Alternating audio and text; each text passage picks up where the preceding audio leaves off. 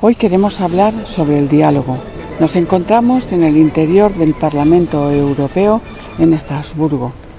Fíjense que el diálogo es un instrumento de aprendizaje muy potente, pero en la actualidad el diálogo pocas veces se da.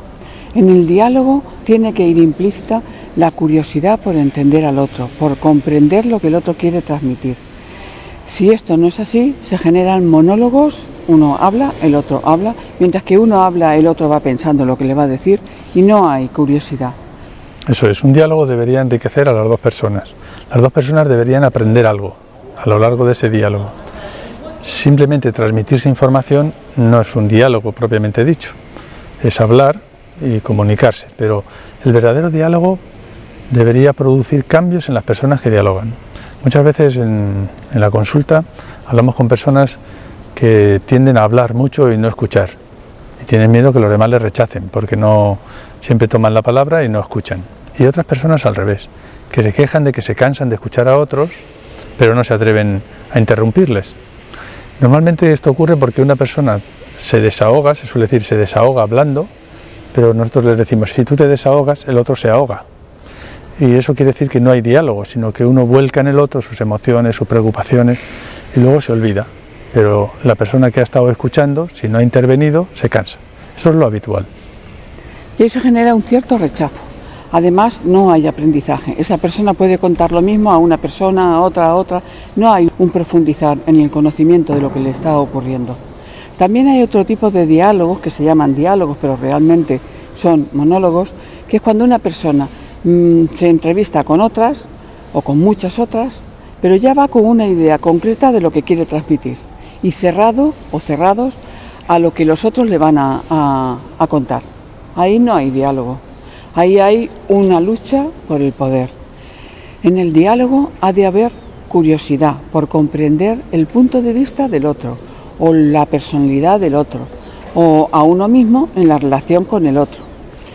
Cuando hay curiosidad, surgen preguntas, surgen espontáneamente las preguntas por comprender, por preguntar al otro qué opina sobre esto, o por qué ha dicho aquello.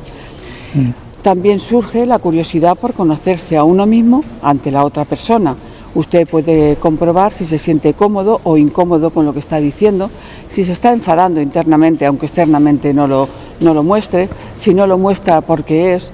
En el diálogo se dan muchas circunstancias muy beneficiosas para el conocimiento de uno mismo y de los demás.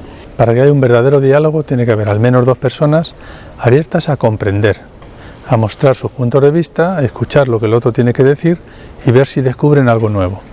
En ese estado de la mente en el que se puede dialogar no debería haber barreras, no debería haber limitaciones respecto a lo que uno está dispuesto a poner en duda, sino todo lo contrario, tiene que ser abierto, tiene que ser completamente abierto a descubrir, no a creerse lo que el otro diga, claro, ni a dejarse convencer, eso no sería un diálogo, sino escuchar y colaborar. El verdadero diálogo es colaborar, esto no se suele dar. Entonces, ante la dificultad de dialogar, lo que pueden hacer es tratar de descubrir qué se lo impide. Quieren llevar razón, les molesta lo que el otro dice, el otro está muy cerrado y no saben cómo abrir un diálogo más abierto, se enfadan porque el otro no les escucha. ¿Qué impedimentos hay para ese diálogo? Eso es un aprendizaje personal. Cuando ustedes van a un diálogo con más personas, pero van convencidos de su razón, ahí no hay curiosidad y tampoco hay aprendizaje.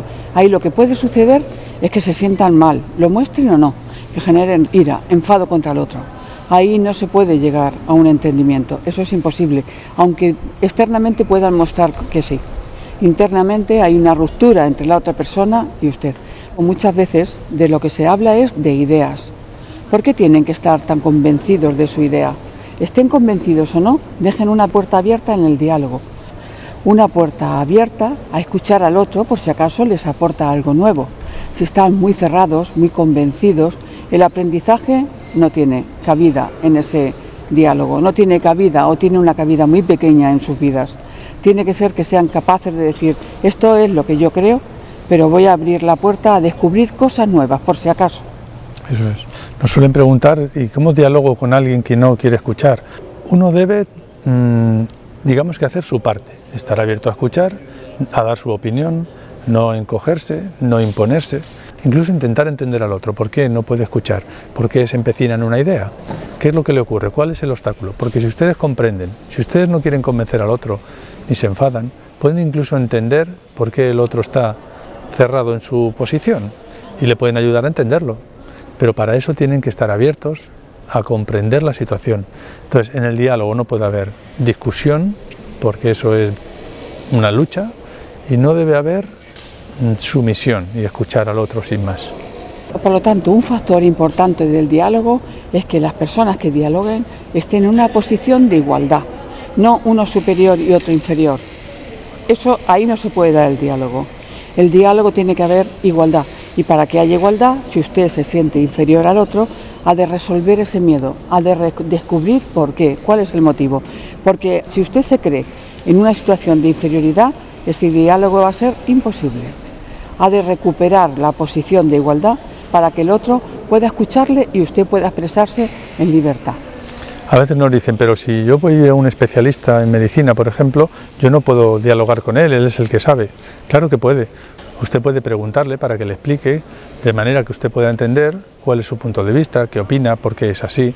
Y usted puede captar lo que le está diciendo y si tiene razón o no, si es la mejor opción, si le propone que le tienen que operar. No decir, bueno, pues si el médico dice que me tienen que operar, pues ya está, él es el que sabe. No, es su vida. Usted tiene que preguntar, entender, ver si le parece coherente lo que le están diciendo. En un diálogo no es necesariamente la igualdad, tiene que ser de conocimientos, sino psicológica, de dos personas que se quieren comunicar y entender, aunque uno sepa mucho y el otro sepa poco de alguna cuestión. Pero si tienen miedo a que el otro le menosprecie porque pregunta, no va a ser posible el diálogo. Si tienen miedo a demostrar que no saben, ese es otro obstáculo muy grande en el diálogo, es un tema del que hablaremos. El miedo a demostrar que no saben les puedes hacer no preguntar, hacer como que están entendiendo lo que les dicen, y eso rompe el diálogo y rompe el aprendizaje. Eso es. Vamos.